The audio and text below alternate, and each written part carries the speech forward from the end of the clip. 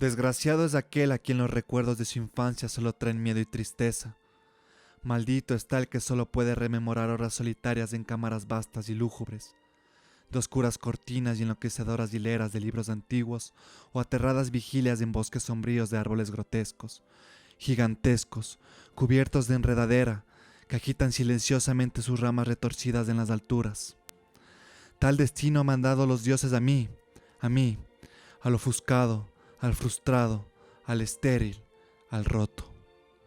Y, sin embargo, me aferro desesperadamente a estos recuerdos marchitos, cuando momentáneamente amenaza con despertar los otros que yacen en el fondo más secreto de mi memoria. Ignoro dónde nací, salvo que ese castillo era infinitamente viejo e infinitamente horrible, lleno de pasadizos oscuros y techos altísimos en los que la vista solo podía descubrir telarañas y sombras. Las piedras de los agrietados corredores rezumaban siempre malsana humedad y en todas las partes flotaba un aroma maldito, como en cadáveres apilados de generaciones muertas. Nunca había luz, de modo que yo, en ocasiones encendía una vela para contemplar fijamente su llama y descansar de las tinieblas, y tampoco había sol en el exterior, pues árboles terribles crecían hasta muy por encima de la más alta de las torres accesibles. Había una torre negra que sobrepasaba la altura de los árboles y llegaba al cielo desconocido del exterior, pero esa estaba parcialmente derruida y no se podía subir a ella sino por medio de una casi imposible escalera, piedra a piedra, por una pared vertical. En este lugar debo de haber vivido durante años, pero no puedo decir cuántos. Alguien tiene que haber cuidado de mis necesidades, pero yo no consigo recordar más persona que a mí mismo, ni más seres vivos que las ratas silenciosas, los murciélagos, las arañas. Creo que quienquiera que fuese el que me atendiera debió de ser horriblemente viejo, pues mi primer concepto de una persona viva fue el de algo grotescamente parecido a mí, aunque distorsionado, marchito, ruinoso como el mismo castillo.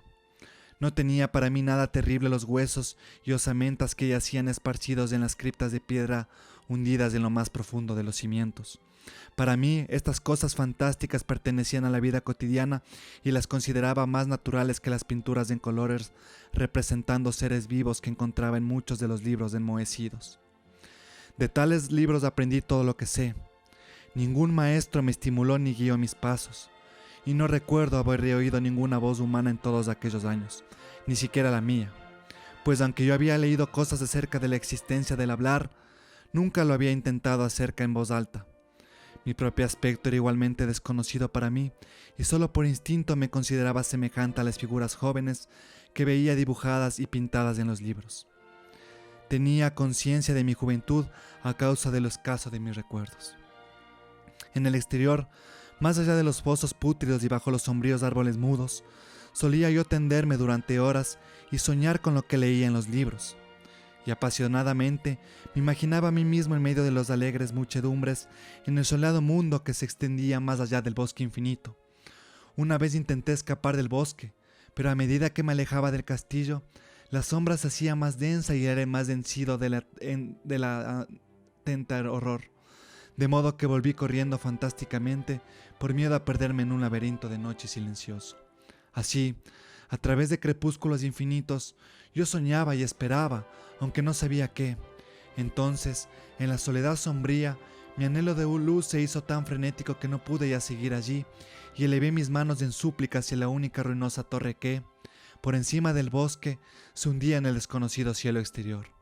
Y por fin, decidí a escalar esa torre, aunque me pudiera caer, pues era preferible ver fugazmente el cielo y morir que vivir sin haber contemplado nunca el día. En el húmedo crepúsculo ascendí por los viejos y gastados peldaños de piedra hasta que hubo alcanzado el nivel en que estos terminaban, y a partir de aquí me agarré peligrosamente a pequeños salientes que me fueron conduciendo hacia arriba. Lúgubre y terrible era aquel muerto cilindroso rocoso sin escalones, negro, ruinoso y desierto y siniestro como sus murciélagos y espantados de alas silenciosas. Pero más lúgubre y terrible aún era la lentitud de mi progreso. A pesar de los esfuerzos que hacía, la oscuridad de las alturas no menguaba, y una nueva ráfaga helada, oliendo como a moho encantado y vulnerable, me asaltó, me estremecía al preguntarme por qué no alzaba la luz, y habría mirado hacia mí atrevido caído bruscamente sobre mí, y en vano busqué a tientas con una mano libre el marco de una ventana por donde mirar hacia afuera y calcular la altura a la que había llegado. De pronto, después de trepar espantosa y ciegamente durante una infinidad por aquel cóncavo y desesperado precipicio, sentí que mi cabeza tocaba algo sólido y supe que debía haber llegado al tejado o, al menos, alguna clase de techo. En la oscuridad, alcé mi mano libre y tanteé el obstáculo hallado, que era de piedra inamovible. Entonces, recorrí un circuito mortal en derredor de la torre, agarrándome a todo saliente que me pudiese disparar la rebaladiza pared, hasta que, finalmente, la mano que tanteaba descubrió que el obstáculo dejaba de hacer resistencia y volví de nuevo a elevarme empujando la trampilla de piedra con la cabeza para usar ambas manos de mi espantosa ascensión.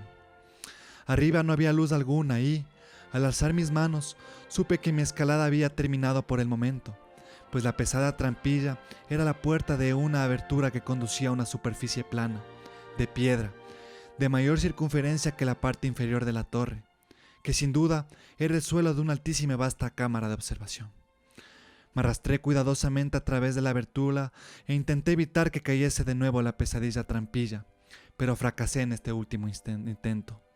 Mientras yo yacía, exhausto, en el suelo de piedra, oí los imponentes ecos de su caída, pero confié en que podría levantarla de nuevo cuando me fuese necesario.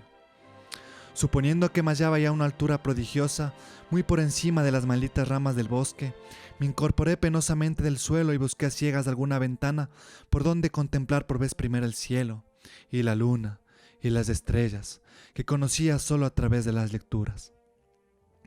Pero no hallé nada por parte alguna. Lo único que encontré fueron vastos estantes de mármol que contenían odiosas cajas oblongas de inquietante tamaño. Cuanto más reflexionaba, más me preguntaba qué viejos secretos podrían morar en esta habitación alta, separada por una eternidad del castillo de abajo. Entonces, inesperadamente, mis manos palparon una puerta, rodeada por un portal de piedra tosca extrañamente esculpido. Al intentar abrirla, vi que estaba cerrada, pero, con un supremo esfuerzo, vencí todos los obstáculos y la conseguí abrir hacia adentro. Al hacerlo me adivinó el más puro éxtasis que jamás había conocido, pues, brillando apaciblemente a través de una adornada reja de hierro y más allá de un corto pasadizo con escalones que ascendía desde la puerta que acababa de abrir, lucía la radiante luna llena, que nunca había visto yo antes, salvo en sueños y vagas visiones que no me atrevo a llamar recuerdos. Imaginando haber alcanzado ya la verdadera cima del castillo, comencé a subir, corriendo, los pocos escalones que partían de la puerta, pero la súbita desaparición de la luna tras una nube me hizo tropezar, y continué mi camino, a tientas y más despacio, en la oscuridad. Aún estaba a oscuras cuando llegué a la reja, que tanteé cuidadosamente y hallé entreabierta, pero no abrí del todo por miedo a caer desde la asombrosa altura que había trepado. Entonces salió la luna otra vez. La más demoníaca de todas las impresiones es la que nos produce lo abismalmente inesperado y grotescamente increíble. Nada de cuanto había yo vivido anteriormente podía compararse. En cuanto a terror, entonces lo vi, a las maravillas que esta visión implicaba. La visión en sí había sido tan sencilla como asombrosa, pues era esto nada más. En vez de una vertiginosa perspectiva de copas de árboles vistas desde una altísima eminencia, se extendía a mi alrededor el mismo nivel de la reja, nada menos que el duro suelo, cubierto y adornado con losas de mármol y columnas, y sombrado por una vieja iglesia de piedra, cuyo ruinoso campanario brillaba espectralmente a la luz de la luna. Medio inconsciente, abrí la reja y salí, tambaleándome, a la blanca senda de grava que pasaba ante la iglesia. Mi mente, aturdida y caótica, conservaba sin embargo un frenético anhelo de luz, y ni siquiera el fantástico milagro que acababa de presenciar podía detener mi carrera. No sabía, ni me preocupaba, si mi reciente experiencia había sido locura, sueño o magia, pero estaba decidido a contemplar el esplendor y la alegría de cualquier precio. Ya no sabía quién o qué era yo, ni qué podía ser lo que me rodeaba, pero a medida que iba caminando, vacilante, fui haciéndoseme consciente una especie de aterradora reminiscencia latente, que hacía que mi marcha no fuese totalmente fortuita. Pasé bajo un arco, dejando tras de mí aquella zona de losas y columnas, y vagué por el campo abierto, siguiendo a veces la carretera visible, pero dejándola otras, curiosamente, para caminar a través de prados en los que solo ruinas ocasionales mostraba la antigua presencia de un camino olvidado. Una vez atravesé a nado un rápido río en el que agrietadas piedras cubiertas de limo hablaban de un puente hace mucho tiempo desaparecido. Unas 2 horas debieron de transcurrir antes de que llegase a lo que parecía ser mi puerta, en venerable castillo cubierto de hiedra en medio del parque en espesos bosques, enloquecidoramente familiar aunque también lleno de confusa extrañeza para mí. Vi que el foso estaba cegado y que alguna de las bien conocidas torres estaba ya demolida. Al mismo tiempo, existían nuevas alas en el edificio para confusión del observador. Pero lo que yo observé como principal interés y delicia fueron las ventanas abiertas, esplendorosamente iluminadas y exhalando música y risas, producto de las más alegres de las orgías. Avanzando hasta una de ellas, miré el interior y vi una reunión de gente extrañadamente ataviada, ciertamente que se divertía y conservaba con brillantez. Yo, al parecer, nunca había oído nunca una voz humana y solo vagamente podía conjeturar lo que allí se decía. Algunos de los rostros parecían tener expresiones que despertaban en mi reminiscencia increíblemente remotas, otros me eran ajenos por completo. Entré saltando a través de la ventana, en la habitación brillantemente iluminada, saltando al mismo tiempo desde mi único momento resplandeciente de esperanza en la más negra convulsión de desesperación y horrible certidumbre. La pesadilla se abateó velozmente sobre mí, pues nada más de entrar contemplé uno de los espectáculos más aterradores que nunca hubiera podido imaginar. Apenas había cruzado el alféizar cuando descendió sobre toda la reunión un súbito e inesperado terror, de espantosa intensidad, que distorsionó todas las fisonomías y arrancó los más horribles gritos de casi todas las gargantas. La huida fue general y, en medio del clamor y el pánico, varios cayeron desvanecidos, siendo arrollados por sus compañeros en su fuga enloquecida. Muchos se cubrieron los ojos con las manos y se precipitaron torpe y ciegamente en su ímpetu por escapar, volcando muebles y tropezando con las paredes antes de conseguir alcanzar una de las muchas puertas.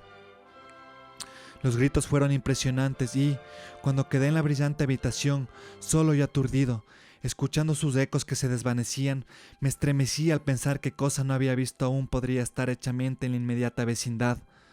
En una inspección superficial, el salón parecía desierto, pero cuando me dirigí hacia una de las puertas, pensé que allí notaba una presencia. Una insinuación de movimiento al otro lado del arco dorado que conducía a otra habitación, en cierto modo muy similar a aquella en que se me hallaba. Al aproximarme al arco empecé a percibir más claramente esa presencia y, entonces, lanzando el primero y último sonido que emití en mi vida, un lúgubre ulular que me repugnó casi tan punzosamente como la causa que lo había originado, contemplé la forma más total y espantosa clara, la inconcebible, indescriptible y execrable monstruosidad que había transformado, con un simple aparición, aquella alegre fiesta en un tropel de delirantes fugitivos. No puedo ni siquiera intentar descifrarlo, pues era una mezcla de todo lo que hay en el mundo de impuro, monstruoso, repugnante, anormal y detestable. Era una sombra espectral de podredumbre, vejez y desolación, la imagen pútrida y agotante de una malsana revelación, la atroz y desnuda realidad de aquello que siempre debiera ocultar la tierra misericordiosa.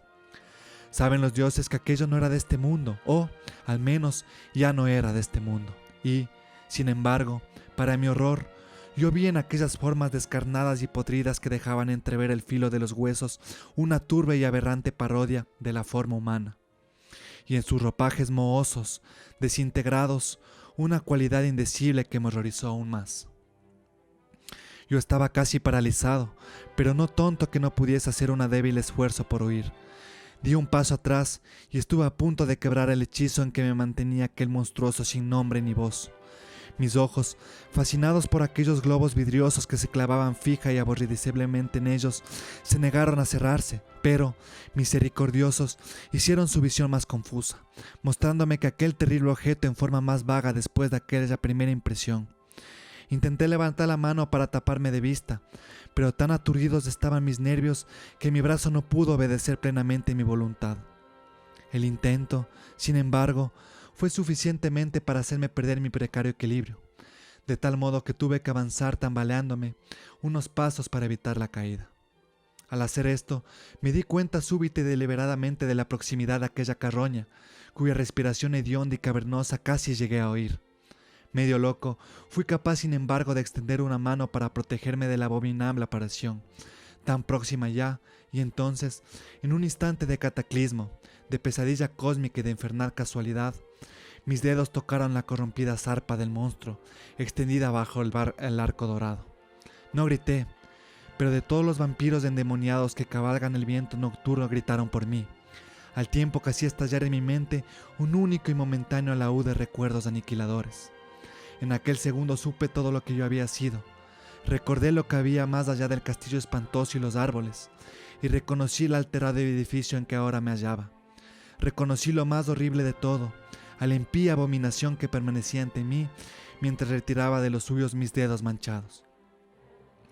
Pero en el cosmos hay un bálsamo, de la misma manera que hay amargura, y ese bálsamo es el nepente.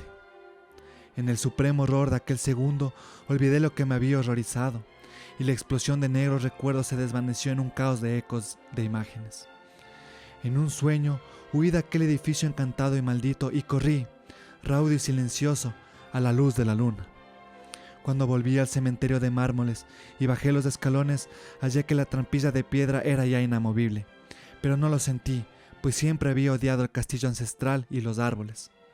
Ahora cabalgo en el viento nocturno, acompañado de vampiros burlones y amistosos, y juego durante el día en las catacumbas de Neprenca, que se extienden en el bajo secreto y desconocido valle de Hadot, cerca del Nilo.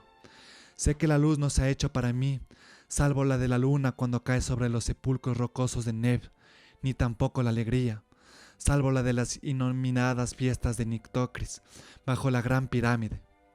Con todo, en mi nueva y salvaje libertad, casi doy la bienvenida a la amargura de un ser extraño, pues, aunque el nepente me haya calmado, ya sé para siempre que soy un extraño, extraño en este siglo y entre aquellos que todavía son hombres. Esto es lo que sé desde que entendí mis dedos hacia la abominación que permanecía encuadrada dentro del gran marco dorado, desde que extendí mis dedos y toqué una fría superficie lisa de cristal pulimentado.